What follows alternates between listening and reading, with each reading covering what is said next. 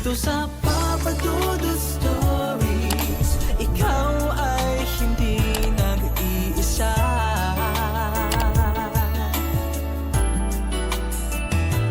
Dito sa Papa Dudut Stories, may nagmamahal sa'yo. Papa Dudut Stories, Papa Dudut Papa Dudut. Sa lahat po ng mga nakatutok ngayon, huwag pong kalimutan mag-like, mag-share at mag-subscribe. Maraming salamat po sa inyong lahat.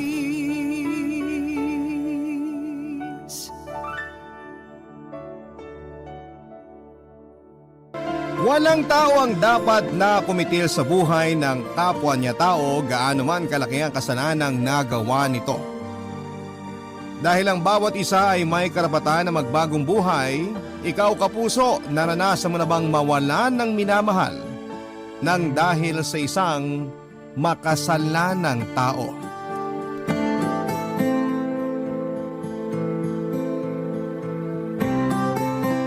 Ngayon, itago nyo na lamang po ako sa pangalang Myra, 60 years old, at isang dating manunulat sa local newspaper dito sa probinsya namin, na hindi ko na po babanggitin kung saan. Sa totoo lang, Papa Dudut, ay matagal ko na rin pong gustong sumulat dito sa inyong programa na Barangay Love Stories. Sadyang kinailangan ko lamang munang mag-ipon ng lakas ng loob para magawa at matapos itong sulat ko. At dahil alam ko na medyo sensitibo ang kwento na ibabahagi ko ngayon, ay may mga impormasyon po ako dito na sinadya kong baguhin para maproteksyonan ang aking pribadong buhay. Pagpasensyahan nyo na po kung masyadong mabibigat ang mga salitang gagamitin ko sa sulat na ito, dahil mabibigat din talaga ang mga pinagdaanan ko sa buhay ko. Papa Dudut, maaga akong nakapag-asawa at nagkaroon ng anak. Ulila na kasi ako noon sa mga magulang at ako na rin halos ang nagpaaral sa sarili ko habang nakikitira noon sa isang kamag-anak namin. Malapit na akong magtapos ng high school nang makilala ko si Martin sa isang rally sa lugar namin. Aktibo kasi ako sa mga ganong gawain, lalo na kapag may pinaglalaban tungkol sa karapatang pangtao. Marami kaming pagkakatulad ni Martin mula sa gawain, paniniwala at mga pinaglalaban na tungkol sa karapatang pantao.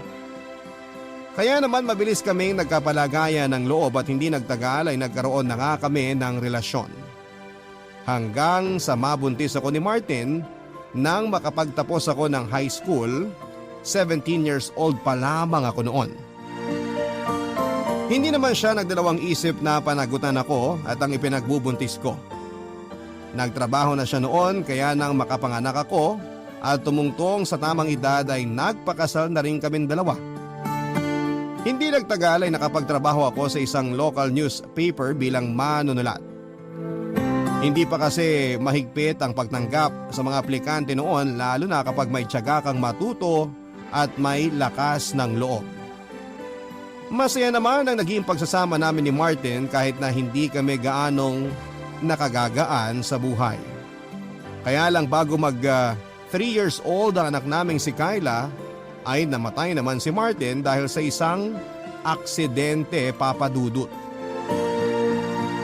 Sa minahan kasi siya nagtatrabaho at namatay siya noong gumuho ang kuweba kung nasaan sila na mga kasamahan niya.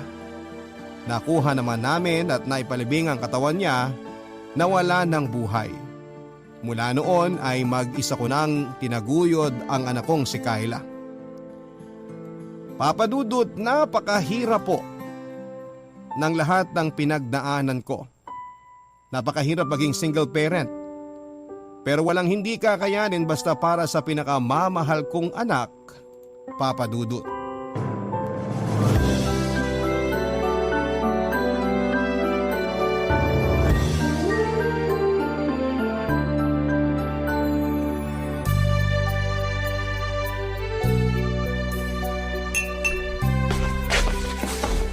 Kyla, eto nga palang saging oh. Isabay mo dyan sa inaalmusal mong oatmeal. Salamat po, Mama. Ang lakas naman pong makaanak mayaman itong almusal ko ngayon. May binigay lang kasi na isang piling ng saging yung ninang Kim mo kahapon. Tsaka magandang saging sa almusal. Kaya yan, dapat na isabay mo na dyan sa oatmeal mo. Sige po, salamat po. Bagong dyaryo ba yung hawak mo? Opo, binabasa ko po yung article na sinulat nyo. Grabe, nasa front page na naman po nitong dyaryo ang pangalan nyo, Mama. Ayaw pa rin kasi nilang tanggalin ng death penalty dito sa Pilipinas eh. Kaya hindi rin ako titigil na magsulat tungkol sa mga tao na nagpapatupad ng batas na yon.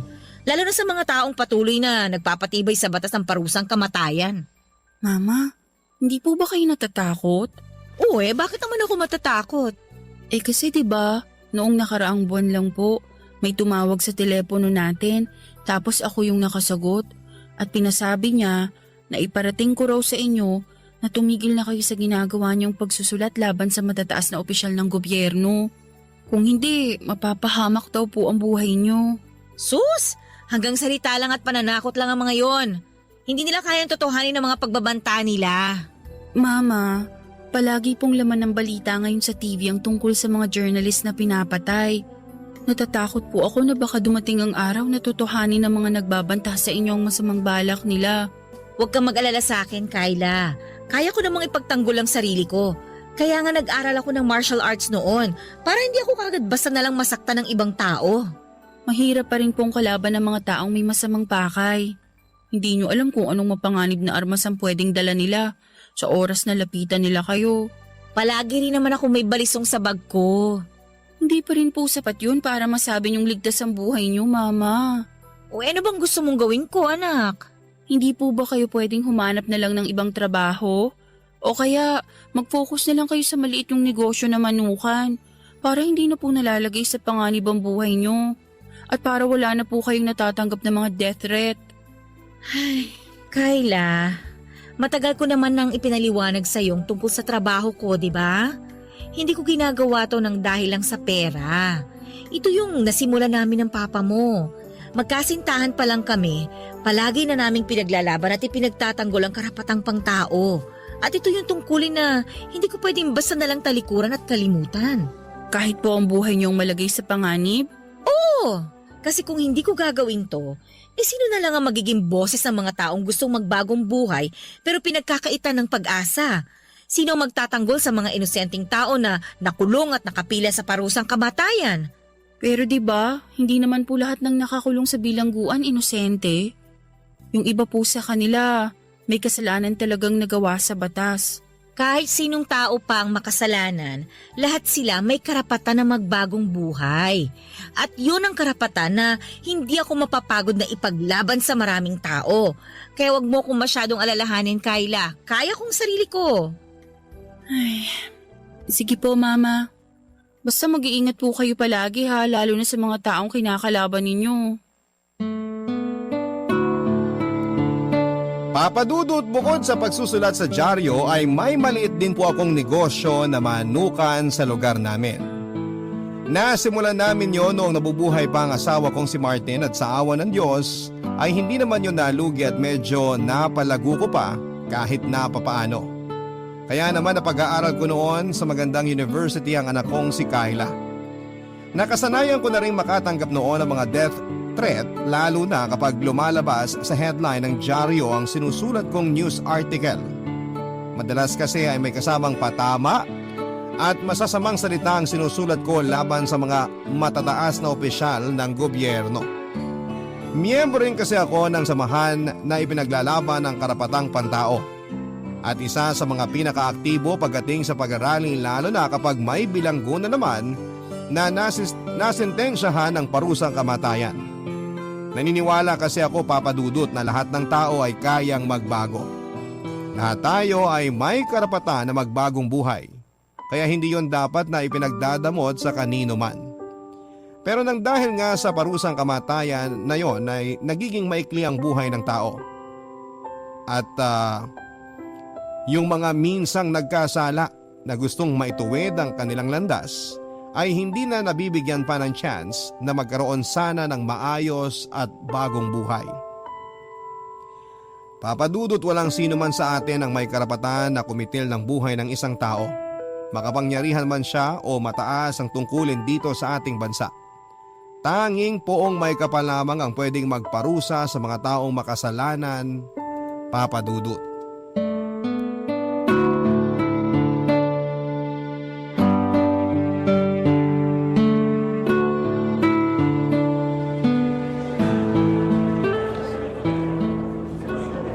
Uy, Myra! Buti naabutan pa kita dito sa kantin. Pasabay akong kumain. Sige lang Kim, kakasimula ko lang din namang kumain. Akala ko talaga mag-isa na akong kakain dito sa kantin. Kasi ang dami ko pang inedit dun sa article na sinulat ko. Hindi mo kasi tinapos kagad eh. Natambakan din kasi ako ng trabaho. Uy, pero napansin ko na parang good mood si Boss Mel kanina sa meeting, ah. Oo nga eh, napansin ko rin yun. Hindi nakakunot yung noo niya tapos hindi rin nagtataas ng boses. At minsan lang mangyari yun sa mga meeting natin. Sabi nga ng ibang kaopisina natin, pinaglihi yata ang mukha niya sa sama ng loob. Kaya palagi siyang parang galit kapag nagpapamiting. Pero kanina ha, ang liwanag ng mukha niya. Piling ko dahil yun sa sinulat mo na nasa headline ng dyaryo natin nung nakaraang linggo. Pinag-usapan kasi talaga yun, tsaka naging mabenta ang dyaryo ng araw na yun. Mabuti talaga at nagawa mong ma-interview yung pamilya ng huling preso na nabigyan ng death penalty. Oo, alam mo naman kung gaano ako kasipag pagdating sa pangungumbinsi sa mga tao na gusto kong makausap. Kaya nga bilib ako sa'yo. Sinubukan ko rin kasi silang puntahan at kausapin pero ang sabi nila, ayaw nila magpa-interview kasi nga malaking tao yung nagsampa ng kaso sa kanila. Kaya hindi ko rin sila tinigilang kumbinsihin na magpa-interview sa akin. Lalo na si Mrs. Eloisa, yung asawa ng preso na si Mario. Kasi alam ko na kailangan na marinig ng ibang tao ang boses nila. Kailangan na malaman ng ibang tao na gusto na magbagong buhay ng asawa niya. Eh di ba may kasalanan naman talaga sa batas yung asawa ni Mrs. Eloisa? Oo, pero hindi naman sinasadya ni Mario na mapatay yung hino-hold up niya ng gabi na yun. May sakit lang ang anak nila at kailangan nila ng pera. Isa pa, nalaman ko na drug addict at may kasong child abuse pala yung napatay ni Mario na si Kenneth. Na-dismiss lang kagad ang kaso nun ni Kenneth kasi marami silang pera. Kita mo yung pagkakaiba nilang dalawa? Masyadong mabigat yung parusang kamatayan para kay Mario at hindi yun makatao, Kim. Sa bagay, sabi mo nga lahat ng tao dapat binibigyan ng pagkakataon na makapagbagong buhay. Kasi lahat ng tao kayang magbago kung gugustuhin nila. At walang sino man sa atin ang may karapatan na tanggalan sila ng pagkakataon na magawa ang bagay na yon. Pero sa totoo lang, Myra, medyo nakakatakot yung ginagawa mo. Bakit? Wala naman akong kasinungalingan na nilalagay dun sa mga sinusulat kong article ah. Lahat ng sinulat ko doon, lalo na yung tungkol sa kaso ni Mario, totoong sinabi ni Mrs. Eloisa at ng iba pang mga kamag-anak niya. Pero may mga salita ka kasing binitawan doon na medyo mabigat. Lalo na't malaking tao nga ang naging kalaban ng pamilya ni na Mrs. Eloisa. Hindi naman hinarang ni na Boss Mel yung article ko na yon. Kaya sa tingin ko, walang problema sa sinulat ko. Sa bagay, natuwa pa nga sila eh. Pero napansin ko na palaging malaking tao nagiging topic ng article mo. Hindi ka ba talaga natatakot sa ginagawa mo? Matatakot lang ako kapag hindi totoo yung mga sinusulat ko sa article ko. Kasi alam ko na pwede nila akong idemanda kapag nag-imbento ako ng kwento. Pero dahil lahat ng yun ay totoo, walang dahilan para matakot ako. Maraming tao sa media ngayon ang pinag-iinitan at ginagawa ng masama. Kaya konting relax lang sana pagdating sa trabaho natin. Huwag mo masyadong seryosohin at dibdibin para hindi ka mapahamak. Hay naku Kim, basta ipaglalaban ko ang alam kong tama pagdating sa karapatang pangtao. Papadudot, hindi lang ang anak kong si Kyla ang nagwo-worry sa ginagawa ko sa trabaho ko. Kung hindi pati na rin ang mga kaibigan, kamag-anak at iba ko pang mga katrabaho. Masyado ko na raw kasing dinidibdib ang trabaho ko na pwede raw ikapahamak ng buhay ko. Kaya lang kasi ayoko talaga yung ginagawa ng matataas na opisyal noon patungkol sa death penalty. Ayoko nang tinatanggalan nila ng karapatan na magbagong buhay ang mga taong minsang naligaw ng landas. Nandun ako sa nagkamali talaga sila o nakagawa ng kasalanan. Pero tao pa rin ba ang dapat na magpataw ng parusang kamatayan sa kanila? Tao pa rin ba ang dapat na kumitil sa buhay ng isang tao rin? Hindi na tama yon para sa akin, Papadudut. Hindi natin dapat na ipinagkakait sa iba ang karapatan at pag-asa na pwede pa silang magbagong buhay. Kagaya na nga lamang noong isinulat ko ang news article tungkol sa isang presong nabigyan ng death penalty na si Mario. Yun ang kanyang unang kaso ng pang-hold up at pagpatay. Anak ng isang politiko ang napatay niya na isa rin namang drug addict at may kaso pa ng child abuse na na-dismiss kaagad dahil sa malaking pera na meron sila. Bakit ang drug addict na rapist pero mayaman ay nabibigyan ng pagkakataon na magbagong buhay? Ang mga kwento ng pag-ibig, kwento ng buhay at kwento ng pag-asa. Nasa Spotify na! Barangay Love Stories. Pakinggan kahit kailan, kahit saan. Barangay Love Stories sa Spotify. Kinig na, kabarangay! Papa Dudut, hindi naman talaga ako takot na mapahamak o mapatay basta alam ko na tama ang ipinaglalaban ko. Kung may kinakatakutan man ako ng panahon na yon ay ang mapahamak ang nag-iisa at pinakamamahal kong anak na si Kyla. Kaya naman palagi ko rin siyang pinapaalalahanan na mag-ingat kapag hindi niya ako kasama. Marami pa akong naisulat na mabibigat na article noon, Papa Dudut. Ilang death threats na rin ang natanggap ko. Hanggang sa mangyari na nga ang kinakatakutan ng mga taong malalapit sa buhay ko. Nakasakay ako noon sa taxi at ipit kami sa traffic. Nang may isang lalaki na may sombrero at may panyong nakatakip sa kalahati ng kanyang mukha ang lumapit sa may tapat ng bintana ng upuan ko. At nagpaputok ng dalawa mula sa baril na hawak niya. Yon ang huli kong natatandaan bago ako nagising na nasa loob na ako ng isang kwarto sa ospital. Tumama sa may balikat ko at napli sa lieg ang bala ng baril na pinaputok sa akin ng taong hindi ko na nakilala, Papa Dudut.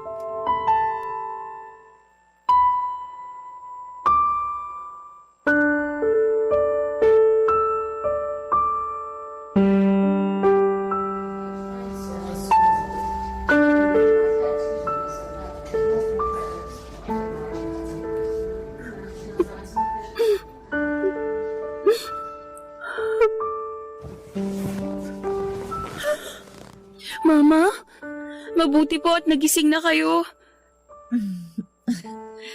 Oh, bakit ka umiiyak? Mama naman eh. Alam niyo naman po kung bakit. Buhay pa naman ako, kaya walang dahilan para umiyak ka dyan. Buong gabi po kasi kayong walang malay. Akala ko po talaga hindi na kayo magigising kahit pa sinabi ng doktor na stable na ang lagay ninyo. Bago lang yata kasi yung tao na nabayaran para barilin ako, kaya ayun, hindi ako masyadong napuruhan. Mama naman, ginagawa pang birong nangyari. Ano pong hindi napuruhan nandito kayo ngayon sa ospital? Pinapagaan ko lang naman ang loob mo, anak. Kasi alam ko na sobra kang nag-aalala sa akin. Kita mo nga yung mga mata mo, oh. Sobra nang namumugto sa kaiiyak mo. Kasi natakot po talaga ako nang may tumawag sa bahay at sabihin na nandito kayo sa ospital. Doon pa lang po, alam ko nang may nangyaring hindi maganda sa inyo. Tapos, hindi kaagad ako pinapasok ng doktor nung ginagamot nila kayo. Nakita ko na duguan kayo at pikit ang mga mata ninyo. Mama, akala ko po talaga. Akala ko po mawawala na kayo sa akin. Naku, ayan. Umiiyak ka na naman, anak. Naiiyak na rin tuloy ako dito. Aray ko. Mama, bakit po? Bigla kasing kumirot itong sugat ko. Yayakapin sana kita eh. Huwag na po muna kayo masyadong kumilos. Hahawakan ko na lang po tong kamay ninyo. Ay, mabuti pa nga dahil bumibigat talaga ang dibdib ko kapag nakikita kitang umiiyak ng ganyan. Sorry po, Mama. Alam ko po na ayaw niyo talagang nakikita na umiiyak ako. Kaya ang sabi ko sa sarili ko, hindi na ako iiyak kapag pumasok ako dito sa kwarto niyo. Kaya lang, hindi ko po talaga mapigilan ang mga luha ko. Kasi sobrang natakot po ako na mawala kayo sa akin. Sa totoo lang, natakot din naman ako eh. Natakot ako na mamatay dahil ayokong maramdaman mo na nag-iisa ka na lang sa mundo. Kayo na lang po kasi ang meron ako, Mama. Lumaki ako nang wala na si Papa sa tabi ko at nakasanayan ko na po yun. Pero hindi ko alam kung magagawa ko pa yun kapag kayo naman po ang nawala sa akin. Mama, pwede po bang mag-iba na lang kayo ng trabaho? Anak, hindi pwede. Bakit po? Kasi naniniwala ako na kaya ako naligtas ngayon para maipagpatuloy ko pa lalo ang trabaho kong ito. Hindi pwedeng mabawasan ng mga taong kagaya ko na nagtatrabaho at nagtatanggol sa maliliit na tao. Kailangan pa nila ako sa trabahong to, anak. Pero kailangan ko rin po kayo, Mama. Ayoko na po kasi talaga kayong mapahamak. Hindi na mangyayari ulit to. Pangako ko yan sa'yo. Dodoblihin ko yung agimat na palagi kong dala para maprotektahan ako. Mama naman ginagawa na namang biro ang lahat. Para lang tumigil ka na sa pag-iyak mo. Sige ka, papangit ka sa ginagawa mo na yan. Mama, hindi na po magbabago ang itsura ko. Kamukha ko po talaga si Papa.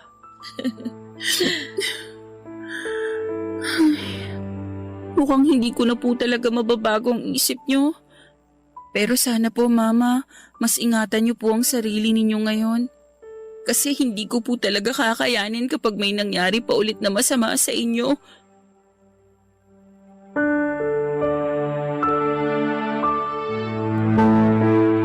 Papa Dudut, handa na rin talaga akong mamatay noon nang pinaglalaban ang paniniwala at prinsipyo ko. Pero alam ko na hindi pa handa si Kyla na maiwang nag-iisa sa buhay.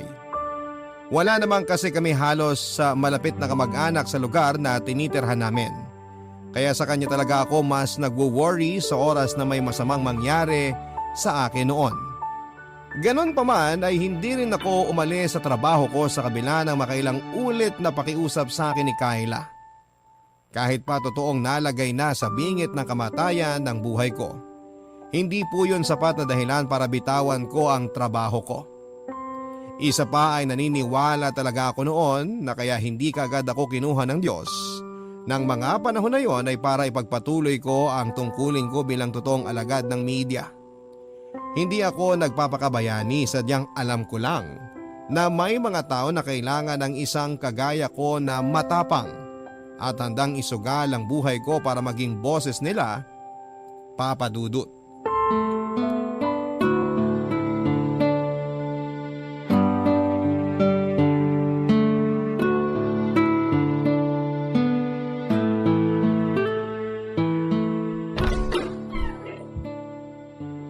Mama, dahan-dahan lang po sa paglalakad.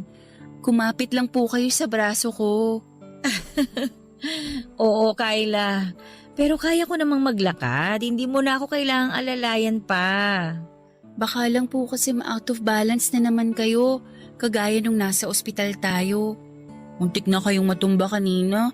Mabuti na lang po at nahawakan kayo ng isang nurse bago pa kayo sumubsob sa sahig. May nakakalat kasing basahan dun sa sahig kaya muntik na akong madulas eh. Pinagalitan ko nga yung isang nurse na naglagay nun kasi yun pa yata yung makakadisgrasya sa akin eh. Natakot nga po yung nurse nung sigawan ninyo siya kanina eh. Kasi naman, kababaing tao, ang burara sa gamit sa loob ng ospital. Alam na niyang maglalakad ako, doon pa talaga nilagay sa gitna ng daan yung basahan. Ayan na naman po kayo, Mama. Umiinit na naman po ang ulo ninyo. Eto po, aalalayan ko na kayong makaupo dito sa sofa. Dahan-dahan lang po. Yan. Ay, salamat anak ha.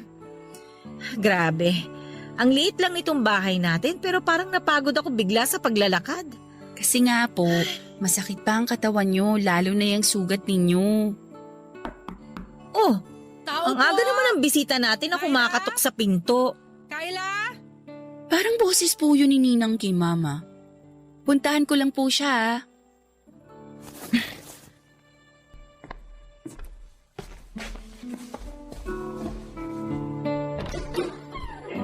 Sabi na kayo po yan, Ninang Kim eh. Mano po? Kaawaan ka ng Diyos. Mabuti pala at dito na ako dumiretso sa bahay nyo at hindi na sa ospital. Wala na rin pala akong aabutan doon kung sakali. Maaga rin po kasi kami talagang umalis doon ni Mama. Pasok po kayo. Salamat.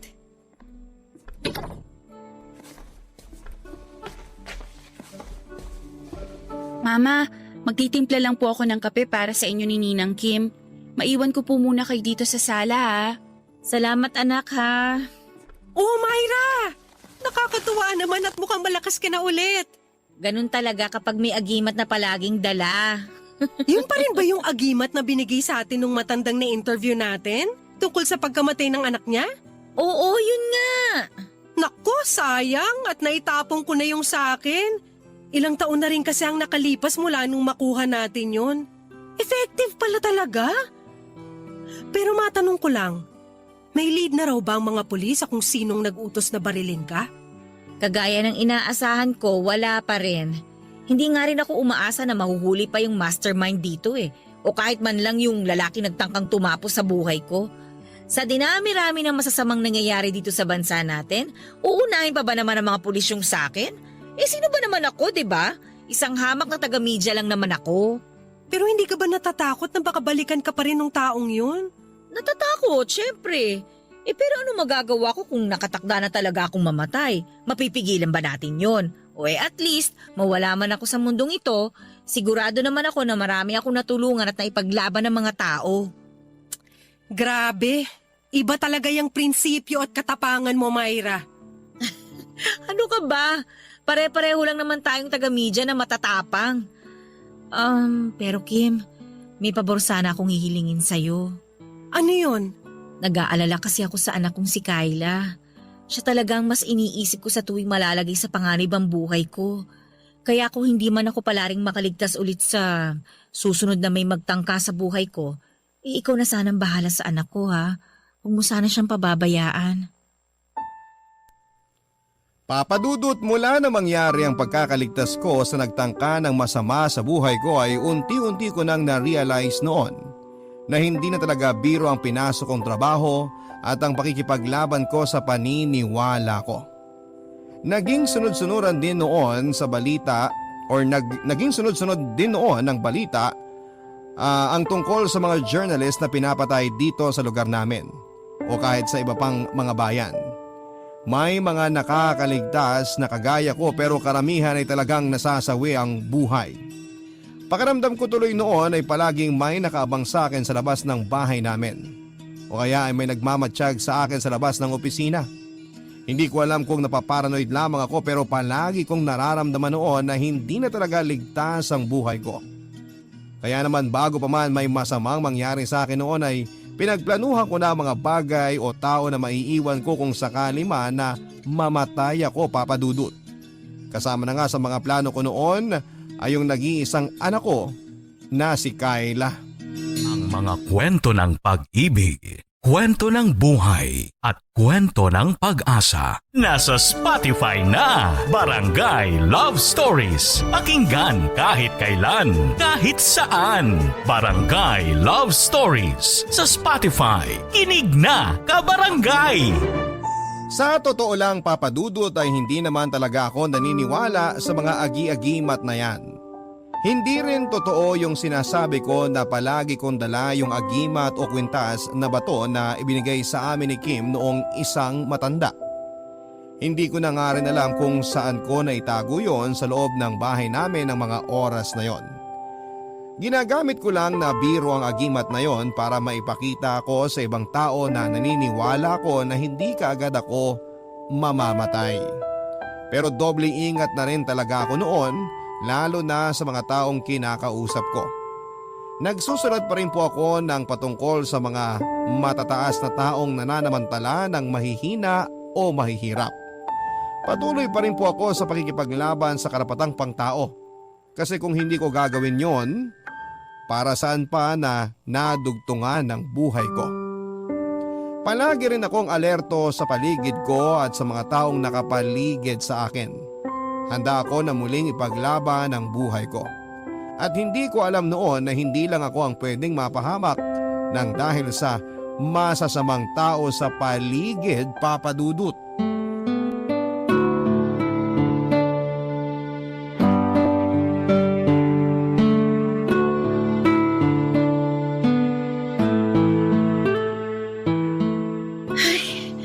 Nasaan na kaya si Kyla? Anong oras na pero hanggang ngayon wala pa rin siya dito sa bahay. Ay, si Kyla na siguro yung kumakatok sa pinto.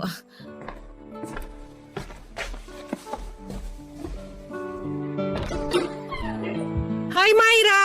Oh, ikaw pala yan, Kim. Halika, tuloy ka. Salamat. Kasi hindi ka pumunta sa bahay kanina para sa birthday party ng anak ko. Hinintay pa naman kita, kaya pinuntahan na kita. Pasensya na ha, nawala rin sa isip ko eh. Okay lang. Ito may dala akong minudo tsaka pansit para sa inyo ni Kyla. Salamat. Dito ko na lang muna ilalagay sa maliit na lamesa ha. Bakit parang balisa ka? Ha? Hindi naman. Hindi raw, pero hindi na maipintay ang mukha mo. Panay pa ang tingin mo sa rilong suot mo. Ano ba nangyari? Si Kyla kasi wala pa rin dito sa bahay hanggang ngayon. Ha? Wala pa siya rito? Akala ko maaga lang siyang natulog, kaya mag-isa ka lang rito sa sala niyo.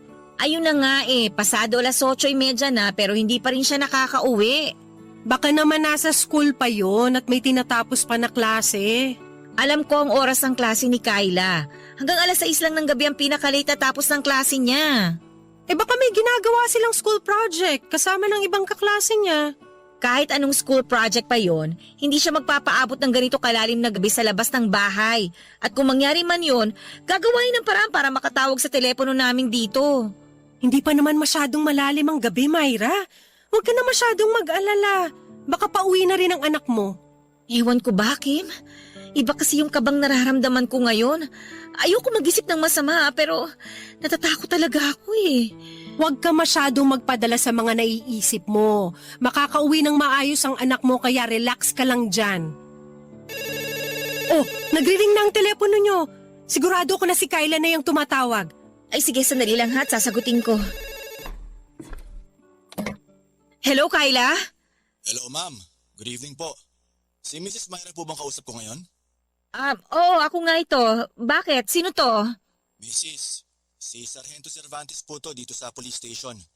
Napatawag po ako tungkol sa anak nyo na si Kyla. Nakuha ko pong impormasyon nyo sa ID na nasa loob ng bag ng anak nyo. Bakit? Ano nangyari sa kanya? Mrs., mabuti pa po siguro kung pumunta na lang kayo sa address ng morgue na ibibigay ko sa inyo. Ha? Morgue? Bakit siya nandun? Nasa school lang yung anak ko ha. Baka nagkakamali lang kayo ng tinatawagan. Mrs., pumunta na lang po kayo sa address na ibibigay ko sa inyo para magkaliwanagan po tayo. Hindi! Sabihin mo kung ano nangyari sa anak ko! Nasaan ba siya? Ipakausap mo siya sa akin! Gusto ko makausap yung anak ko! Nasaan si Kyla? Ay, wag po sana kayong mabibigla. Pero wala na po ang anak nyo, Mrs. Nakita po siya na wala ng buhay sa isang bakanteng lote.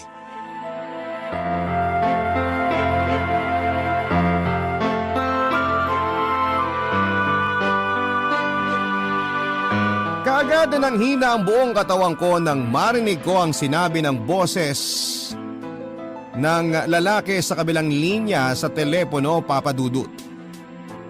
Pinilit kong hindi maniwala sa sinasabi niya dahil alam ko na malaki ang posibilidad na nagkakamali lamang sila. Sigurado ako na hindi ang anak kong si Kyla ang tinutukoy nila na nakitang katawan sa bakanteng lote at sigurado ako na buhay pa ang anak ko. Mabuti na lamang, Papa Dudut, kasama ko noon sa bahay si Kim dahil baka tuluyan na akong nawala ng malay sa kakaiyak kung mag-isa lamang ako. Hindi naman siya nagdalawang isip na samahan ako sa address na ibinigay sa akin ng kausap kong pulis sa telepono. Sa isang morgue yon na hindi kalayuan mula sa amin. Nang makarating kami doon at makapasok sa loob ay mas dumoble ang panginginig ng katawan ko nang makita ko ang katawan na natatakpan ng puting tela at medyo maduming kumot, Papa Dudut. Sa sukat pa lamang ng katawan na yon ay hindi na ako pwedeng magkamali. Pero nananalangin pa rin ako noon na sana'y hindi talaga si Kyla ang nagmamay-ari ng katawan na yon.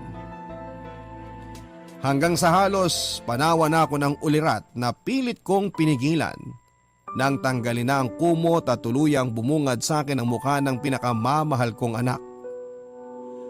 Awang-awa ko sa sinapit at itsura ng anak ko, Papa Dudut. Duguan ang ulo niya na para bang ilang beses na pinukpok. Bugbog din ang mukha niya, punit ang blusa niya at may ilang saksak sa tagiliran at wala na siyang suot na pang ibaba. Grabe yon, Papa Dudut. Para bang nararamdaman ko ang hirap na pinagdaanan niya noon bago siya binawian ng buhay, bago siya patayin ng demonyong nagsamantala sa kanya. Sinabi sa akin ng pulis noon na may lead na sila kung sino ang gumawa noon sa anak ko. Isang tricycle driver na bagong laya mula sa kulungan dahil sa nauna niyang kaso na may kinalaman sa droga at pangmumolestya. At sa pangalawang araw ng burol ng anak ko ay tinawagan ako ng pulis para ipalam sa akin na nahuli na nila ang drug addict na namantala at kumitil sa buhay ng anak kong si Kayla, Papa Dudut.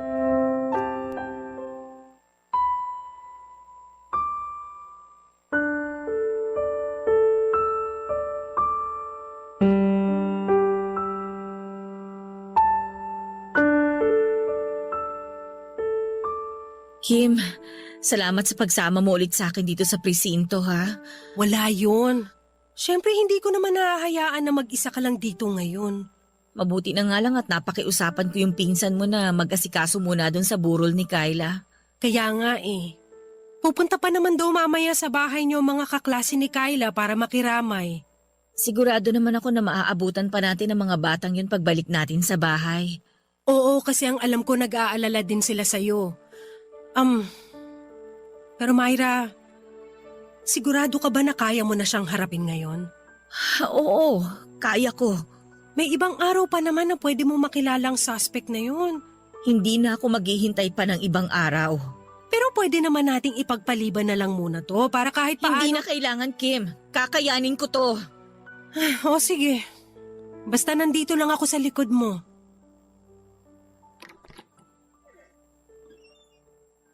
Mrs., nandito na po ang suspect.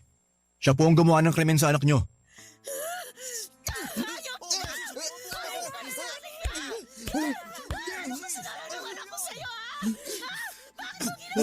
Tama na yun! Pasensya na po, ma'am. Pasensya? Pasensya kasi pinagsamantalahan at pinatay mo ang anak ko! Alam mo ba kung ilang taon pa lang siya? 17! 17 years old pa lang ang anak ko pero binaboy at pinatay mo siya! Pinatay mo ang anak ko! Hayop ka! Ma'am, pasensya na po talaga. Pero wala po ako sa sarili ko nung gawin ko ang bagay na yun. Wala sa sarili pero ilang beses mong sinaksak ang anak ko! Hindi ka ba na kontento? Pinukpok ko pa ng bato ang ulo niya! Tao ka ba talaga, ha? O demonyo ka na sumabi sa katawan na yan! Ma'am, pasensya na po talaga. Pinagsisisihan ko na po ang nagawa ko sa anak niyo. Patawarin niyo po sana ako. Kapag ba pinatawad kita ngayon, mabubuhay pa ang anak ko! Ha? May babalik mo pa ba ang buhay ng anak ko? Ha? Sabihin mo sa akin! Sabihin mo sa akin, demonyo ka!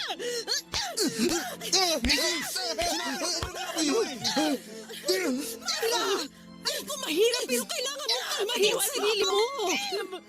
Kaya ko ang sarili ko! At ikaw walang yaka! Alam mo ba kung anong trabaho ko, ha? Manunulat ako sa dyaryo!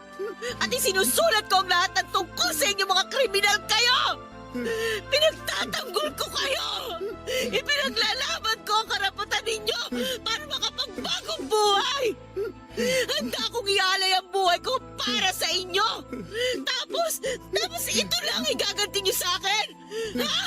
Bakit? Bakit hindi na lang ako? Bakit kailangan ako pa? Bakit? Matapad po talaga, ma'am. Patawarin niyo po ako. Hindi! Hindi kita mapapatawad kahit kailan! Ang dapat sa'yo, mamatay!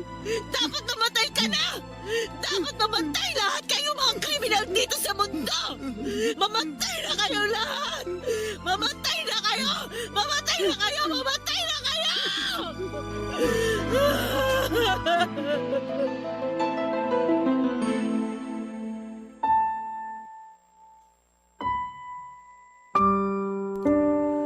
Papadudot, muli ko pang nasampal ang lalaking nagsamantala at pumaslang sa anak kong si Kyla. Nasundan pa yon ng pagsabunot ko sa kanya bago ako tuluyang hinila ni Kim at ng isa pang pulis. At sa pagbitaw ng mga kamay nila sa dalawang braso ko ay tuluyan na akong napaluhod, Papadudot. Niyakap ko ang sarili ko habang walang tigil sa pagmumura, pag-iyak at pagtatanong. Bakit? Bakit kailangang maranasan yun ni Kyla at bakit si Kyla pa ang kailangan na mawala sa akin? Bakit ang anak ko pa?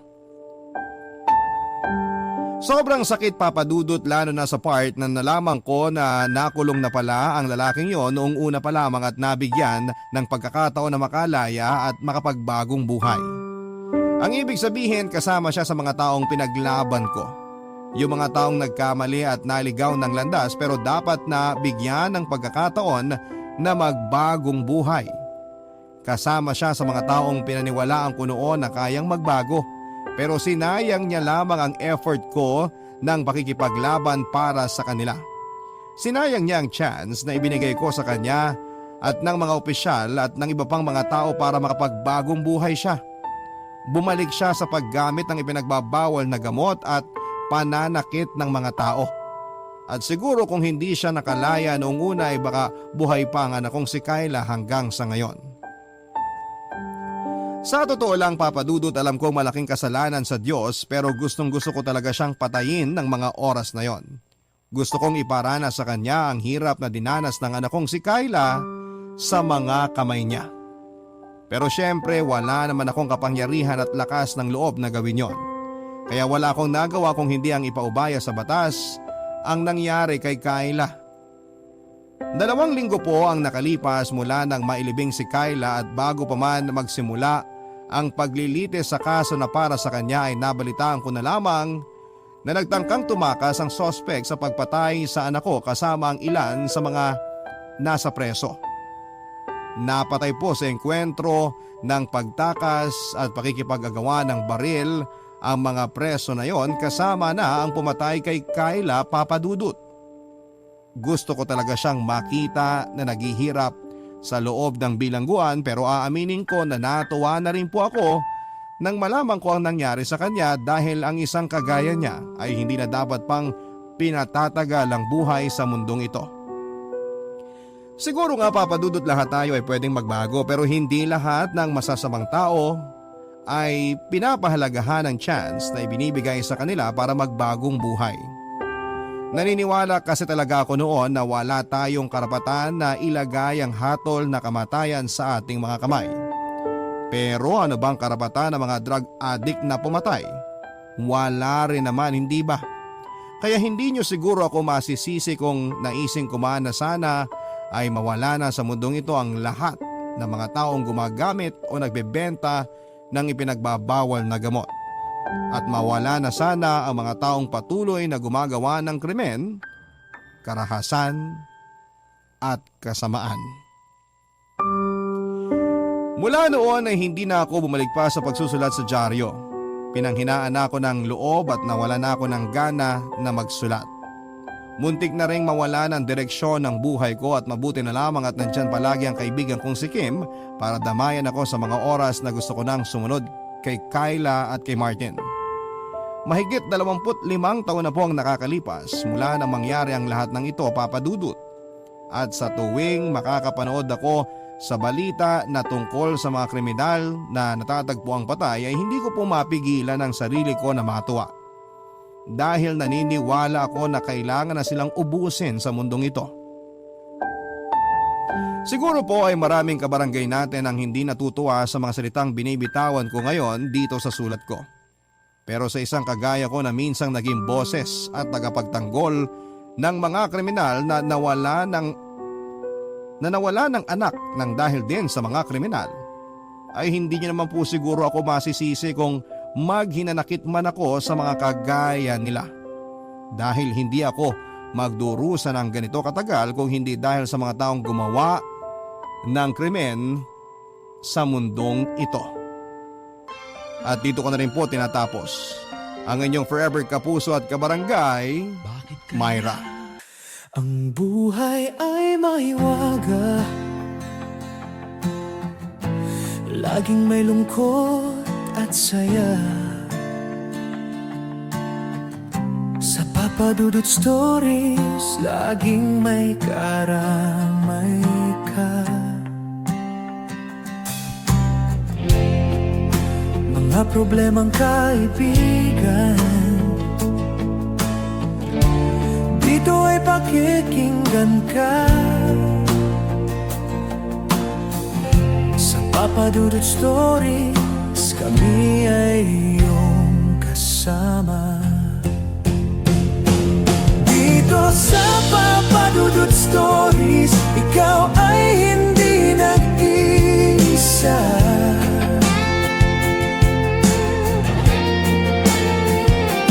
Dito sa Papa Dudut Stories, may nagmamahal sa'yo.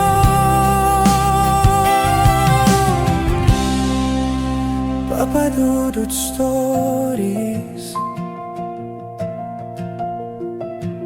Papa Dudut Stories, Papa Dudut Stories.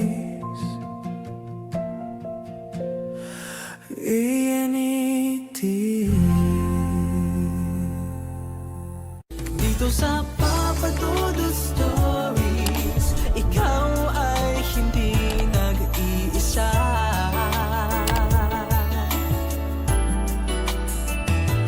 Dito sa Papa Dudut Stories, may nagmamahal sa'yo.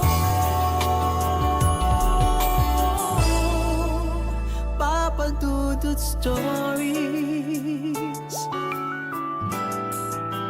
Papa Dudut Stories.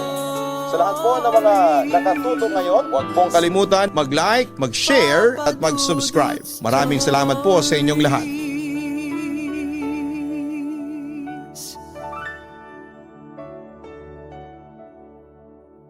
Dear Papa Dudut, lahat naman siguro tayo ay naghahangad ng isang maayos at masayang pamilya. Yun bang kahit hindi perpekto pero merong pagmamahalan at pagkakaunawaan sa loob ng tahanan. Mahalaga yon sapagkat sa pamilya nagsisimulang hubugin ang karakter at pagkatao ng isang bata na siguradong dadalhin niya hanggang sa kanyang pagtanda. Bago ko simulang ibahagi ang aking storya ay nais ko munang magpakilala sa inyo, Papa Dudut. Ako si Isaiah, 36 years old at isang digital arts and graphic designer. Pero noong araw ay nagtatrabaho rin ako bilang isang call center agent sa Makati at doon ko nakilala ang wife kong si Linda. Sa kasalukuyan ay meron na kaming isang anak na lalaki at sa kabila ng pandemyang pinagdaraanan ng mundo ay magkasama at magkatulong kami ng misis kong itaguyod ang aming maliit na pamilya. Papa Dudut, 8 years ago ay na-diagnose ako na may PTSD or Post-Traumatic Stress Disorder. Nagsimula yon sa pamilyang kinalakhan ko. Bata pa lamang ako ay nakakaranas na ako na bugbugin, maltratuhin ang sarili kong ama. Oo, isang abusive person ang tatay Hector ko. Bukod sa akin ay malimit din niyang sinasaktan ang nanay Miranda ko. Lalo na kapag nagtatalo sila tungkol sa pera o mga bisyo ni tatay. Bukod po sa pamimisikal ay minumura at hinihiya rin kami mag-ina ni tatay at sa murang edad na 17 years old ay walang araw sa buhay ko na hindi ko hiniling sa Diyos. Na sana'y pinanganak na lamang ako sa ibang pamilya o hindi na lang sana ako isinilang pa.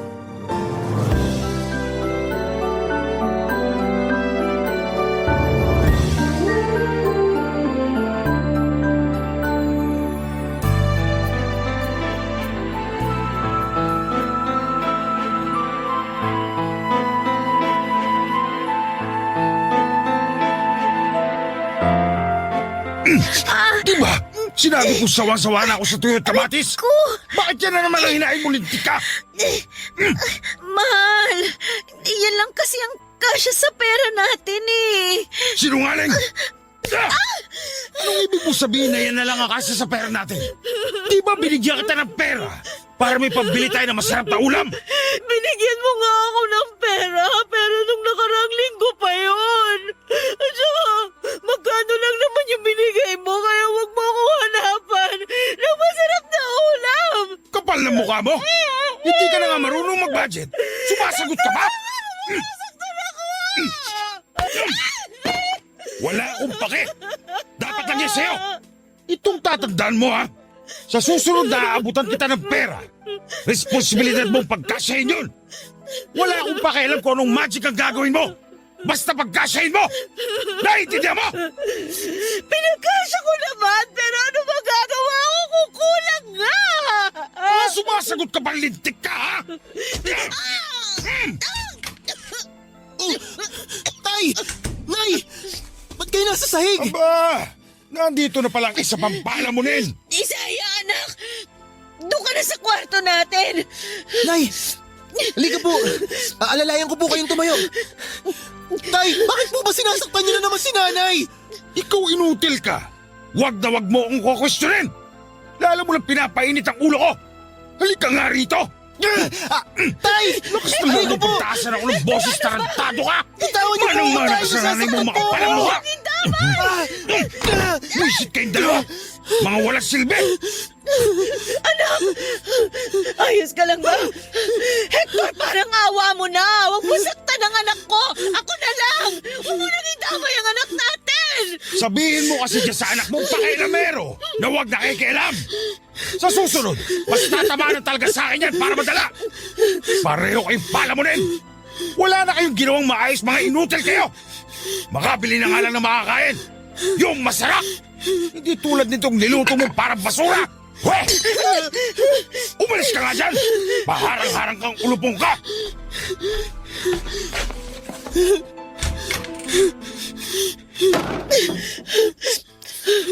Isaya, anak, umalis ng tatay mo. Tana. Nay! Bakit po hindi na lang natin iwan si tatay? Tinan niyo! Ang dami niyo na namang pasa at sugat! Anak, hindi ko kayang iwan ang tatay mo dahil mahal ko siya. Tsaka, ayos lang naman ako eh, kahit na madalas niya akong saktan. Nay, ano po bang pinagsasabi niyong mahal niyo pa rin si tatay? Hindi niyo po ba nakikita kung gaano siya kasamang tao? Anak, hindi totoong masama ang tatay mo. Mainit lang ang ulo niya kasi hindi masarap yung ulam na niluto ko eh. Kasalanan ko yun. Kaya dapat lang naman talaga na saktan niya ako kasi nagkamali ako eh. Nay, ano ba naman po kayo? Naiintindihan niyo po ba yung mga pinagsasabi niyo? Maniwala ka, anak. Mabait ang tatay mo. Tsaka alam ko na mahal niya ako katulad ng pagmamahal ko sa kanya. Kaya huwag mo na ulit sasabihin sa akin na iwan siya, ha? Dahil hindi mangyayari yun, anak. Itinadhana kami ng tatay mo na magsama habang buhay sa hirap at sa ginhawa. Dahil yun ang sinumpaan namin noon sa simbahan. Alam mo, anak, tandang-tanda ko pa nung ikinasal kami. Yun yung pinakamasayang sandali ng buhay ko.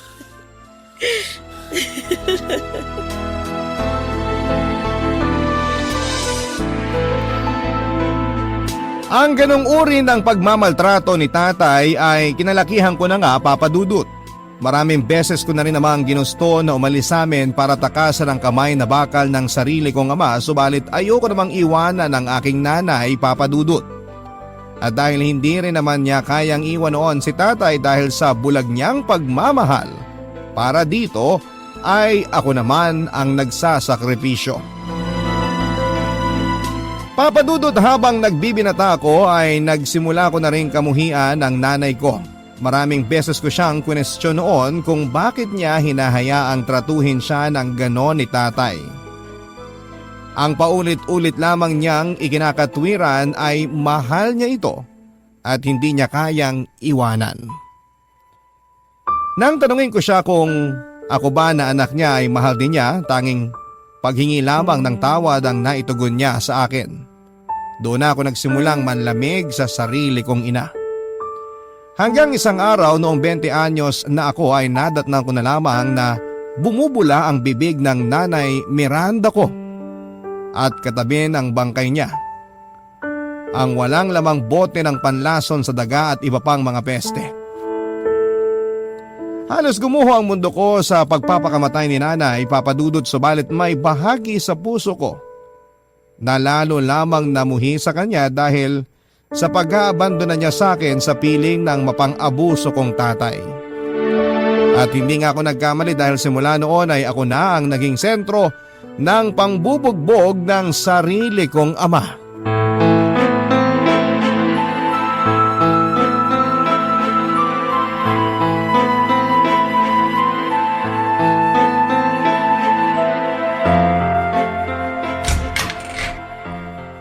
Isaya!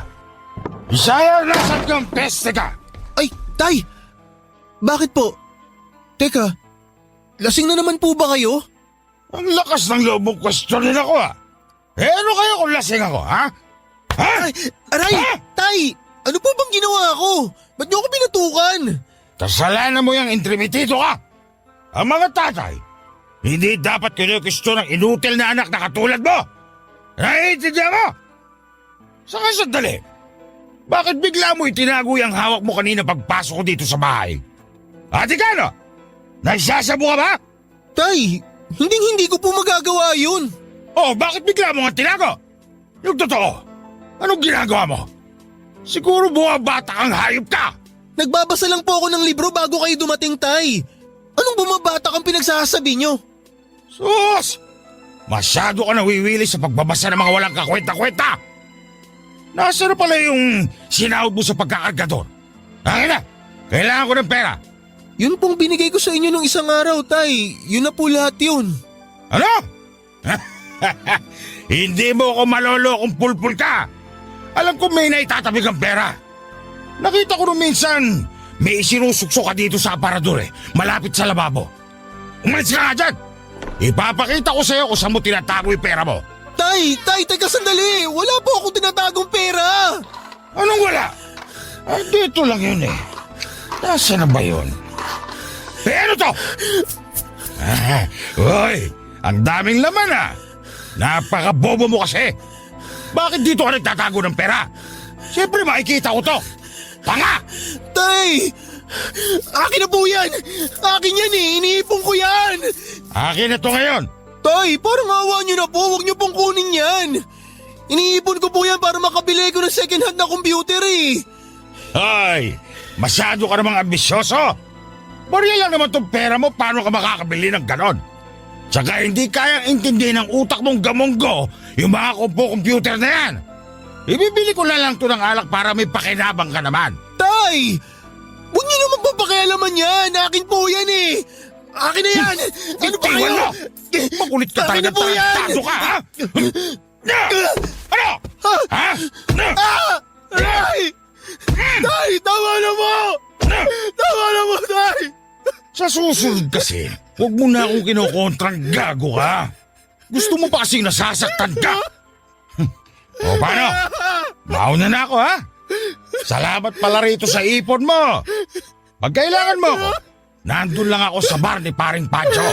Ang sama niyo! Napakademonyo niyo!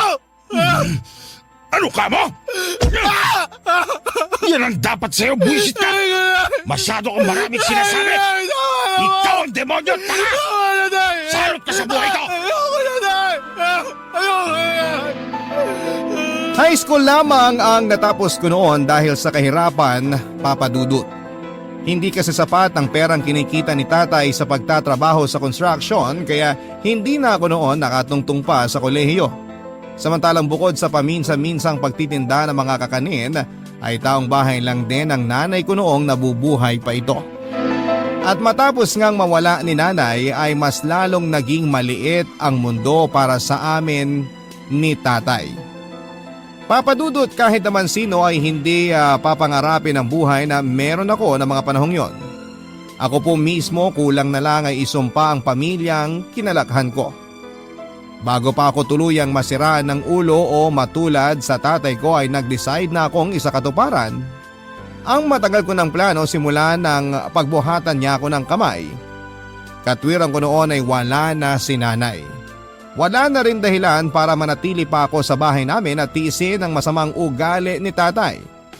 Kaya naman kesa tapusin ang sarili kong buhay, naisip kong lumayas na lang sa amin noon, Papa Dudut. Ang mga kwento ng pag-ibig, kwento ng buhay at kwento ng pag-asa. Nasa Spotify na, Barangay Love Stories. Pakinggan kahit kailan, kahit saan. Barangay Love Stories sa Spotify. Kinig na, kabarangay! Matapos kong lumayas sa bahay namin noon, nakala ko ay mapapariwara na ako. Ilang buwan din kasi akong natulog sa kalsada bago may isang mabuting tao na nagmanasakit sa akin at tinulungan ako makapasok sa isang shelter. Sa naturang shelter na yon ay pinag-aral ako ng mga kurso na pwede kong magamit para ako ay makapaghanap ng trabaho. At mas nag-focus ako noon sa mga training nila na may kinalaman sa pag-call center. Hindi nga nagtagal sa aking pagsisikap at paggabay ng mga taong nakilala ko na may malasakit ay tuluyan na nga akong nakapagtrabaho noon sa isang malaking call center company sa Makati. Papa Dudut, sino mag-aakala na noon pa lang pala magsisimula ang pinakamasayang sandali ng buhay ko? Matapos ko ngang piliing takasan ang masalimuot kong nakaraan, kaya ang sarap isipin na meron pa palang buhay sa labas ng mapang-abuso naming tahanan. Nagsikap ako noon sa pagtatrabaho at ang malaking bahagi ng sweldo ko ay inilalaan ko sa shelter na tumulong sa akin upang marami pa silang kabataang katulad ko na matulungan din. Samantala sa naturang kumpanya rin na aking pinagtrabahuhan ay nakilala ko naman si Linda. Kapwa ko siya agent, maganda, matalino at punong-puno ng pagmamahal ang pagkatao ni Linda. Hindi nagtagal ay niligawan ko siya at sinagot naman niya ako. Tumagal ng 6 taon ang relasyon namin at pagkatapos nga ay nag-propose na ako ng kasal sa kanya. Bagay na hindi rin naman niya tinanggihan. At pagkalipas lang ng 1 taon matapos kong mag-propose ay kinasal na nga kami, Papa Dudut.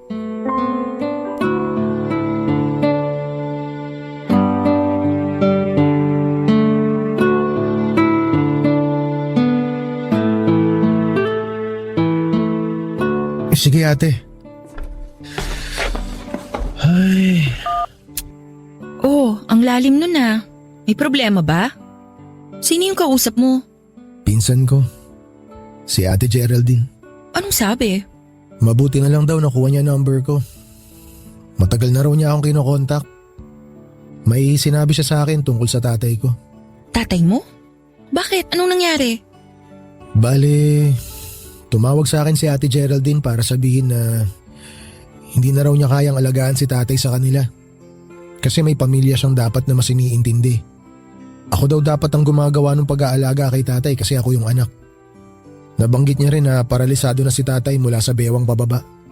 Naaksidente daw si tatay. Nahulog mula sa scaffolding na tinutungtungan niya sa construction site. Napasama raw ang bagsak niya kaya naparalisa. Nako, paano na yan, mahal? Kawawa naman ang tatay mo. Mahal. Alam kong responsibilidad ko yun bilang anak.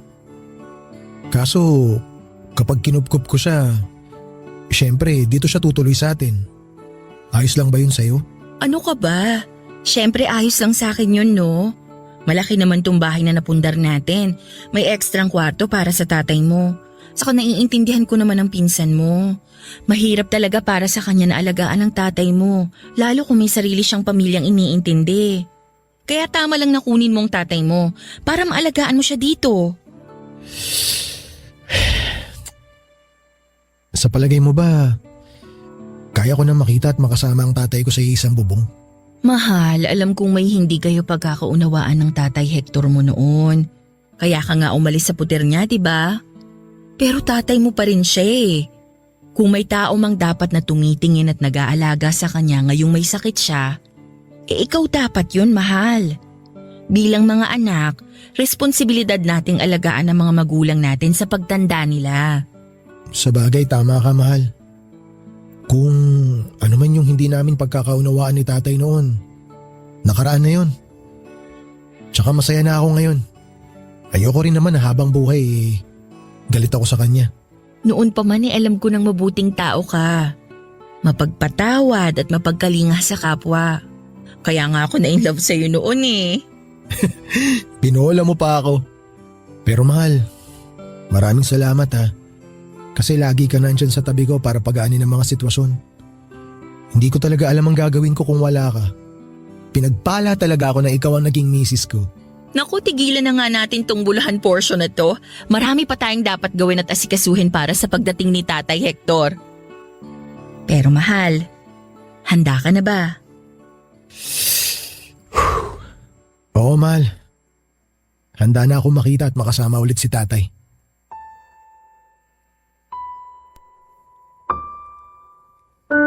Sa kabila ng pinagdadaanan ko ay natutunan ko sa shelter kung saan ako noon nanatili ang tungkol sa konsepto ng pagpapatawad. Lalong-lalo na sa mga tao na nagkasala sa akin sa nakaraan. Kaya nga sinubukan ko ring patawarin noon si nanay dahil sa ginawa niya sa aking pag-iwan sa poder ni tatay nang tapusin niya ang sarili niyang buhay. At aaminin ko na mas gumaan ang dibdib ko dahil nabawasan kahit papaano ang mga dinadala ko noon. Kung tutuusin, kahit na masakit ang nangyari sa nanay ko, ay naging dahilan naman yon para mailigtas ko ang sarili ko mula sa aking tatay. At hindi mas magiging maayos ang estado ng buhay ko ngayon kung hindi rin yon nangyari. Kaya nga totoo na nangyayari ang mga bagay dahil may rason. Papadudot ng may kasal nga kami ni Linda ay pareho naming desisyon na huwag munang magkaroon ng anak ng panahon na yon. Dahil gusto muna naming i-enjoy ang buhay namin bilang mag-asawa. Pero matapos ngang dumating ang balita tungkol sa aking tatay at sinang-ayun na naman ng aking misis, ang pagkupkup namin sa kanya para mas maalagaan ay doon na rin nagsimula ang pagbabalik ng mga alaala sa aking isipan tungkol sa kung paano ako bugbugin at saktan noon ni tatay. Walang sandali sa loob ng 7 taon na nagdaan na hindi ko kinukumbinse at tinuturuan ng aking sarili na patawarin ang sarili kong ama mula sa pagkakasala niya sa akin. Ang akala ko, papadudot, ay nagtagumpay na ako. Natuluyan ko na nga siyang napatawad, subalit matapos niyang lumipat at tumira noon sa amin ay nagbalik lamang ang lahat ng masasama niyang ginawa sa akin. Dahilan para mag-breakdown ako.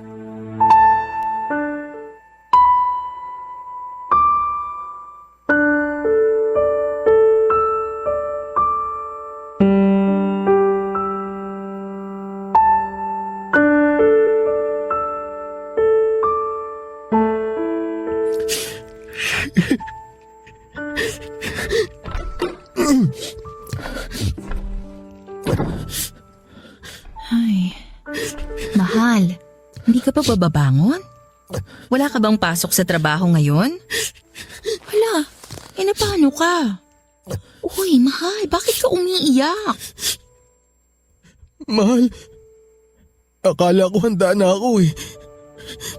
Pero nung makita ko siya ulit, bumalik lahat ng mga masasamang alaala. Pero mahal, okay ka naman nung mga nakaraan ah.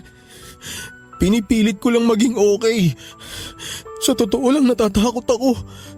Ni ayokong lumabas ng kwarto. Kasi tuwing nakikita ko si tatay, naiisip ko may hawak siyang pamalo tapos iahataw niya sa akin. Kaya nga nandito lang ako sa kwarto eh. Ayokong lumabas kasi makikita niya ako. Natatakot ako. Natatakot ako lumabas, mahal. Mahal, paralisado na ang tatay mo. Hindi na siya nakakapaglakad. Kaya imposible na masaktan ka pa niya ulit. Ha? Anong hindi niya ako masasaktan? Anong paralisado? Mahal, hindi totoo yan. Hindi siya paralisado. Malakas pa sa kalabaw ang tatay ko, mahal. Maniwala ka sa akin. Dati nga, sinusuntok niya si nanay sa mukha eh. Kaya pumuputok at dumudugo ang uso ng nanay ko. Tapos, alam mo ba, tuwing sinasabunutan niya ako, parang mabubunot yung buhok ko sa anit, mahal. Kaya nga sinasabi ko sa'yo, malakas ang tatay ko. Hindi siya paralisado, nagpapanggap lang siya, mahal. Kaya ayoko lumabas ng kwarto kasi sasaktan niya ako. Mahal, yan ba ang tunay na dahilan kung bakit umalis ka noon sa puder ng tatay mo? Kasi sinasaktan niya kayo ng nanay mo? Oh, kumalma ka lang, mahal. Takot na takot ka. Nanginginig ang mga kamay mo. Pasensya ka na, mahal. Takot na takot lang talaga kasi ako eh. Akala ko hindi lang kayo nagkakaintindihan ng tatay mo kaya ka umalis sa inyo. Ngayon ko lang narinig na sinasaktan ka pala niya. Bakit hindi mo kunwento sa akin na ganyan pala ang nangyari sa inyo? Akala ko kasi talaga okay na ako. Pero bigla na lang bumalik lahat ng mga pinagdaanan ko sa kanya noon. Sinubukan ko namang pigilan tong nararamdaman ko simula nung kinupkup natin siya eh. Kaso hindi ko kaya. Hindi ko kinaya. Mahal, hindi ka na masasaktan pa ng tatay mo. Dahil hindi na siya nakakakilos dun sa higaan niya. Alam ko na mahirap ang pinagdaanan mo noon. Pero wala ka nang dapat katakutan sa ngayon. Ang totoo niyan, lalo nga akong humanga sa'yo. Dahil sa kabila ng lahat, inaalagaan mo pa rin ang tatay mo. Akala ko nagawa ko ng patawarin si tatay. Pero mali ako, mahal. Maling-mali ako. Nung makita ko ulit yung mukha niya, naramdaman ko lahat yung mga latay ng bawat palo niya sa akin noon. Naramdaman ko ulit lahat ng mga suntok at tadyak niya sa akin. Pati yung mga malalakas na pag-iyak ng nanay ko, mahal, naririnig ko ulit. Sa sobrang lakas, nakakabingi. Binabalikan ako ng mga bangungot ko na akala ko natakasan ko na. Uminahon ka lang, mahal. Di ba sinabi ko na sa'yo na hindi mo na kailangang matakot? Kasi hindi ka na niya masasaktan. Hindi ka na mag-isa ngayon, mahal. Kasama mo na ako. Ipinapangako ko, hinding-hindi ka na masasaktan ng tatay mo. Paano ba may pagmamalaki ng isang batang lumaki sa mapang-abusong pamilya ang sarili niyang mga magulang? Yan ang dahilan ko noon kaya mas pinili kong huwag magbahagi ng aking nakaraan sa ibang tao. Bukod doon ay tinanim ko na rin sa isipan ko na patay na ang dating ako at gusto ko nang magkaroon ng panibago at maayos na pagkatao na malayo sa pananakit at pagmamaltrato. Yun din ang dahilan kaya hindi ko idinitalye kay Linda ang lahat tungkol sa pinagdaanan ko sa tatay ko. At dahil likas na mapagkalinga ang aking may bahay, ay hinayaan lamang niya ako noong umiyak sa piling niya habang yakap-yakap. Ipinangako niya sa akin na hinding-hindi na ako masasaktan ng sarili kong ama. Dahil bukod sa paralisado na ito at wala ng silbi ay kasama ko siya at lagi lang daw siya sa aking tabi. Kaya wala na raw akong dapat nakatakutan pa, Papa Dudut. Kaya lang, akala ko ay makukumbinsi ako ng mga salitang yon ni Linda. Subalit lumipas sa mga araw na nakikita ko ang tatay ko ay mas lalo lamang lumalala ang nangyayari sa akin. Hindi ako mapanatag, Papa Dudut. Balisa din ako at palaging natatakot. Mas lumala din ang hallucinations ko at pagwo-worry na baka anumang sandali ay maulit na naman ang pananakit sa akin ng tatay ko. Doon na nga lalong nagsimulang magbago ang pagkatao ko. Ang mga kwento ng pag-ibig, kwento ng buhay at kwento ng pag-asa. Nasa Spotify na, Barangay Love Stories. Pakinggan kahit kailan, kahit saan. Barangay Love Stories sa Spotify. Kinig na, kabarangay! Kung may isang bagay na nagpapalala ng trauma ko noon sa tatay ko ay ang mismong tatay ko rin, Papa Dudut. Paralisado na nga ang kalahati ng kanyang katawan subalit matalim pa rin ang kanyang dila at mapang-insulto pa rin siya kung tumingin. Nandyan yung minsan niyang sinabi sa akin na wala pa rin akong kwentang tao sa kabila ng estado ko sa buhay.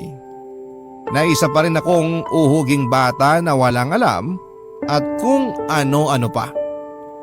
Lahat ng iyon ay binabalik wala ko lamang dahil hanggang salita na lamang naman ang magagawa niya. Inakala ko rin kasi na immune na ako na hindi na ako maapektuhan ng mga sinasabi ng tatay ko subalit mali pala ako, Papa Dudut. Noon din ay nagdesisyon kami ni Linda na kumuha ng taong magbabantay kay tatay at iintindi sa kanya habang wala kami sa bahay. Pero hindi nagtatagal ang mga nakukuha namin dahil na rin mismo sa ugali ng tatay ko, Papa Dudut.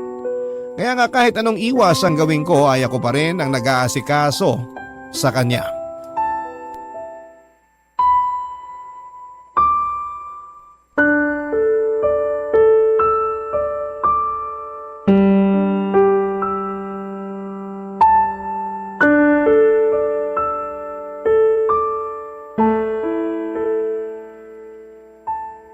Ay, Tay! Kailangan nyo na pong inumin tong gamot nyo. Sinabi nga ayoko niyan. Hindi ka ba makaintindi? Kahit kailan talaga napakabobo mo. Para naman to sa inyo eh. Alam mo, kahit laklakin ko ang lahat ng mga gamot na yan, hindi na ako gagaling. Kaya ano pang silbi kung iinumin ko yan? Iwan mo na nga lang ako. Naiirita lang ako sa'yo eh. Istorbo kasi panunood ko ng TV. Tay, wag na matigas ang ulo nyo. Inumin nyo na to. Oh, Ayoko nga! Ilayo mo nga yung kamay mo sa inumin akin. nyo na. Uy! Kayo na nga tong iniintindi, kayo pa nagmamalaki. Napakawalang utang na loob nyo. Sinabi ko ba sa'yong intindihin mo ako? Sinabi ko ba na asikasuhin mo ako? Alam mo, ayos na ako nun kina Geraldine eh. Kung bakit kasi kinuha ko mo ako doon, buwisit ka. Hoy! Para sabihin ko sa'yo, sa totoo lang, masayang masaya ako nung naglayas ka. Ano sabi mo? Masayang masaya ka pa? Ha? Wala ka talagang konsensya? Hindi ka man lang nag-alala para sa anak mong demonyo ka? At bakit ako mag-aalala sa'yo? Matagal ko na kayang gustong idispatsa ka sa bahay at buhay ko. Mabuti na lang nakapag-isip ka rin ng matino at ikaw na ang kusang umalis. Ang totoo niyan, akala ko patay ka na. Pero biruin mo yon, buhay ka pa palang lintik ka. Lakas din ang swerte mo, no? Ako naman ang minamalas kasi nakita ko pa yung pagbumukha mo. Napakawalang hiya mo talagang matanda ka eh, no? Ha? Ha? Anong gagawin mo? Sasaktan mo ako? Sa bagay, yan lang naman ang kaya mo eh. Ang manakit ng paralisado. Hindi ka na talaga nagbago. Kahit kailan, kampon ka talaga ni Satanas. Wala ka talaga kahit nakatiting na respeto sa sarili mong anak eh, no? No? Bitiwan mo kung hayop ka! Bitiwan mo ako huwag sabi! ka pumiglas! Bakit? Kinakabahan ka na ba? Ha? Kinakabahan ka ba na sasaktan kita? Oh, ano natatakot ka? Natatakot ka na ngayong matanda ka na at paralisado ka na hindi ka na makalaban? Ha? Kinakabahan ka kasi inutil ka na? Ha? Nag-aalala ka na babawian na kita sa lahat ng mga pananakit mo sa amin ni nanay noon? Ha? Walang hiya ka! Bastos! Walang modo! Ikaw ang walang modo! Hayop ka talaga! Ganito mo na ako itrato porket hindi na ako makalaban! Kung alam ko lang na magiging ganyan kapag tanda mo, sana nung bata ka pa lang, biniti na kita patiwarik! Sana nga pinatay nyo na lang ako noon! Sana nga! Para hindi ko na naranasan ang lahat ng pang-aabuso ninyo! Ano? Masakit ba? Ha? Masakit ba na hindi mo kayang lumaban? Ha? Masakit ba na maging inutil? Ha? Ano? Mahal, tingin mo yan! Ano? Ano ginagawa mo? Tarantado ka! Siyang saktan! Kumalma ka lang. Tingnan mo. Mukhang hindi naman nasaktan yung demonyong yan eh. Alam mo mahal, kahit nahampasin ko pa ng tubo yung tuhod niyan, hindi niya na mararamdaman. Bakit? Kasi manhid na yan eh. Manhid yung kalahati ng katawan niyan. Tsaka inuutil yung gagong yan. Sandali. Parang maganda yun ah. Tuluyan na kaya kitang lumpuhin tarantado ka. No? Total, hindi mo naman mararamdaman yung sakit kasi nga paralisado ka na eh, di ba? Ano? Ha? Ano? Simulan ko na ba? Ha? Patayin mo na lang ako! Talagang papatayin kita! Isaya, sabing tumigil ka na! Sandali! Dugo ba yan? Mahal! Nagdudugo ang paa ni tatay! Saan yan galing? Teka nga, bakit may mga bubog dito? Eh paano? Tinabig ng inutil na yan yung baso kanina. Siya ang gumawa niyan sa sarili niya. Siya na nga tong inaasikaso kanina eh. Siya pa tong maarte. Buti nga natapakan niya lang yung bubog eh. Buti hindi ko pinakain sa kanya. Sinabing tumigil ka na! Ano ba? Gusto mo bang maging katulad ng tatay mo? Please, mahal, tama na, okay? Hindi ka na masasaktan ng tatay mo, kaya wag mo na rin siyang saktan. Huwag ka nang gumanti. Pasensya ka na, mahal. Hindi ko sinasadya. Hindi ko napigilan yung sarili ko. Sorry. Pasensya ka na. Mag-usap tayo mamaya. Pero sa ngayon, tulungan mo muna akong linisin ang sugat ni tatay. Tay, please, huwag na pong matigas ang ulo ninyo. Huwag niyo na pong pahirapan ang anak niyo. Sobra-sobra ng paghihirap niya sa inyo noon. Parang awa niyo na, umayos na po kayo. Matapos nga ang tagpong yon ay binanggit ko sa misis ko na pinagsisisihan kong nakipag-ugnayan pa ako ulit sa tatay ko dahil sa kabila ng kondisyon niya ay hindi pa rin siya nagbabago. At mukhang hindi na talaga siya magbabago at kahit kailan ay hindi na rin mararanasan pang mahalin ang sarili kong ama o kahit magkaroon man lang ng father figure ay hindi ko po mararanasan. At bukod doon ay lalong lumala ang pag-iisip ko ng hindi maganda na baka isang araw ay magkatotoo ang sinabi sa akin noon ni tatay. Na dahil anak niya ako at nananalaytay sa ugat ko ang dugo niya ay tiyak na hindi rin ako naiiba sa kanya. Na kahit na anong gawin kong pilit na magpakabuti ay darating din ang araw na mas hihigitan ko pa raw ang sungay niya. Papadudot, takot na takot ako noon at labis na naapektuhan ang buong sistema ko. Madalas ako noong nagkukulong na lamang sa kwarto para lang wag kong makita o makasalamuha ang tatay ko dahilan para hustong mag-alala sa akin ang misis ko. Doon na rin niya na isipan na kausapin ang malalapit naming kamag-anak na hindi nga magandang ideya ang pagkupkup namin sa tatay ko at kung maaari ay ilipat na lamang ang pag-aalaga nito sa kanila. Tutulong na lamang kami sa mga gastusin ng mga pangangailangan at gamutan ni tatay. Pero hindi yon nangyari. Dahil ilang linggo lang ang lumipas mula ng aming malalang engkwentro ay inatake naman sa puso si tatay habang natutulog dahilan para hindi na siya magising at tuluyan ang sumakabilang buhay. Ang pangyayaring yon ang naging mitya upang tuluyan akong malugmok, papadudot. At kahit na matapos ilibing noon si tatay ay wala pa rin akong kagana-gana sa buhay at mga bagay na dati kong ginagawa.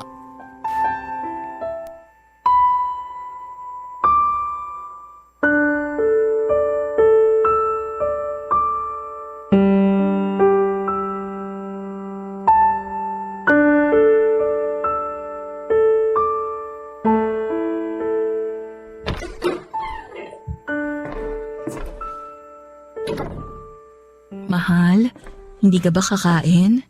Handa na ang hapunan.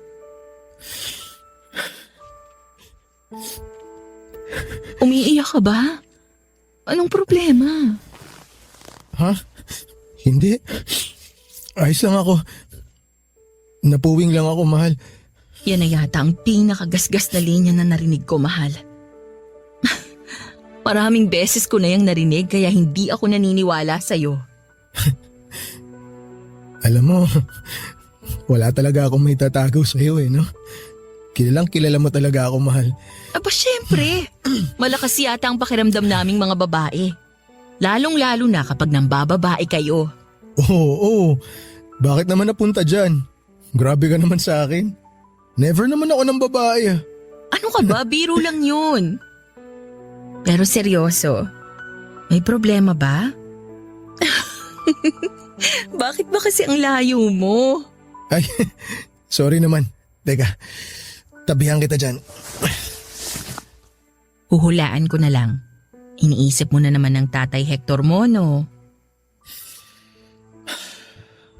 Hindi ko kasi mapigilang isipin, mahal eh. Nung namatay kasi si tatay, akala ko mas magiging masaya na ako. Kasi sa wakas, wala na yung taong nanakit sa amin ng nanay ko noon. Kaso, mali pala ako. Masakit pa rin palang mawalan ng tatay. Hindi siya kasing sakit nung mawala yung nanay ko, pero masakit pa rin. Kahit na alam kong minaltrato niya kami ng nanay ko, masakit pa rin na wala na siya. Naiintindihan kita. Normal lang naman yan dahil magulang mo pa rin yun. Kahit na anong sama niya sa'yo noon, masasaktan at masasaktan ka pa rin kapag namatay na siya. Kapag nga yung mga celebrity na hindi naman natin personal na kilala, nalulungkot tayo kapag namatay sila. Paano pa yung mga kadugo natin, 'di ba? Kaya ayos lang kung nagluluksa ka pa rin hanggang ngayon. Wala namang takdang panahon ng paghihilom at pag-move on ng isang tao. Minsan dumarating na lang yon at nangyayari ng hindi mo inaasahan. Kaya nga, mahal, nagpapasalamat ako sa'yo kasi nasa tabi kita sa mga panahong katulad nito. Hindi mo ako iniwan. Siyempre, for better or for worse nga, di ba? Pero bakit parang malungkot ka pa rin? Alam mo, mahal, may isang bagay pa kasing bumabagabag sa isip ko eh. Yung tungkol sa huli naming engkwentro ni tatay bago siya namatay. Ang totoo niyan, natatakot ako na maging katulad niya. Yun bang mapanakit? Natatakot ako na baka isang araw mapagbuhatan din kita ng kamay, pati na yung mga magiging anak natin. Hindi kasi imposible yun dahil nakita ko sa sarili ko noon nung sinasaktan ko si tatay na para akong isang halimaw, para akong demonyo. Nung mga pagkakataon na yun, naging katulad niya ako, mahal. Ayokong magkaganon. Ayokong maging katulad niya. Ayokong iwan mo ako. Ayokong ipamana sa mga anak natin yung ganong klase ng buhay. Katulad nung pamanang iniwan sa akin ng mga magulang ko. Mahal, alam mong hindi mangyayari yon dahil magkaibang tao kayo ng tatay mo. Hindi porke iisang dugo na nananalaytay sa ugat ninyo, magiging katulad mo na siya. Makinig ka sa akin, Isaya. Hinding-hindi mangyayari ang kinatatakutan mo dahil tutulungan kita. Alam ko na imposible kung ako lang kaya sana pumayag kang magpa-counseling. Hayaan mong tulungan ka rin at gabayan ka ng mga eksperto para tuluyang maghilom yung trauma mo. Huwag ka mag-alala. Hindi kita iiwan tulad ng kinatatakutan mo. Alam mo, sa totoo lang, hindi ko alam kung anong nagawa kong mabuti nung nakaraang buhay ko para ibigay ka ng Diyos sa akin, mahal. Hindi lahat ng tao lumalaking may role model. Yung iba, lumalaki kasama yung mga tao na ayaw nilang tularan pag tumanda na sila. Katulad mo, ikaw na mismong nagtanggal sa sistema mo ng hindi magandang ugali na akala mo minana mo sa tatay mo. Kaya naman proud na proud ako sa'yo. Alam mo yan, di ba? Kaya huwag ka na masyadong mag-alala dahil magiging maayos din ang lahat. Papa Dudut, malaking bagay sa akin na nasa tabi ko lamang ang may bahay kong si Linda para samahan ako sa madidilim na sandali ng buhay ko. Dahil kung wala siya, siguradong maraming beses na akong naligaw. Kung tutuusin ay tama naman siya nang sabihin niyang magkaibang tao kami ni Tatay Hector. At yun nga ang pinanghahawakan ko hanggang sa ngayon. Matapos ang pag-uusap namin yon ay nagpakonsulta nga kami sa eksperto at doon ko nga nalaman na may PTSD ako. Pero sa tulong at pananatili ni Linda sa aking tabi, habang nagka-counseling ako ay unti-unti na akong nakakaalpas sa madilim at nakakatroma kong nakaraan. Hindi na rin po ako madalas bangungutin sa gabi at hindi na rin po ako masyadong nagwo-worry na baka isang araw ay magbalik si tatay para manakit muli. Siyang tunay na malaking dagok para sa isang bata, ang pamilyang kanyang kinalakhan. Kung paano siya tratuhin at kausapin ang kanyang mga magulang o kung sino mang miyembro ng kanilang pamilya ang siyang huhubog sa pagkatao niya pag lumaki na siya. Kaya nga po mahalaga na punuin natin ng pagkalinga at pagmamahala ng ating tahanan upang yon ang maipamana natin sa ating mga anak. Papa Dudut, maraming salamat po sakaling mapili po ninyong itampok ang kwento ng buhay ko at sana'y mayroong mga kabarangay natin ang na-inspire sa akin. More power po sa Barangay Love Stories at mabuhay tayong lahat. Ang inyong forever kapuso at kabarangay, Isaya. Ang buhay ay maiwaga, laging may lungkot at saya. Sa Papa Dudut Stories, laging may karamay ka. Mga problemang kaibigan, dito ay pakikinggan ka.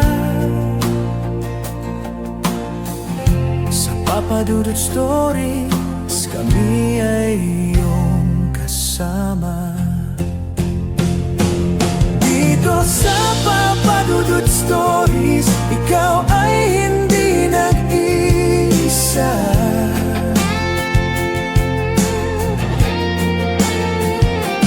Dito sa Papa Dudut Stories, may nagmamahal sa'yo.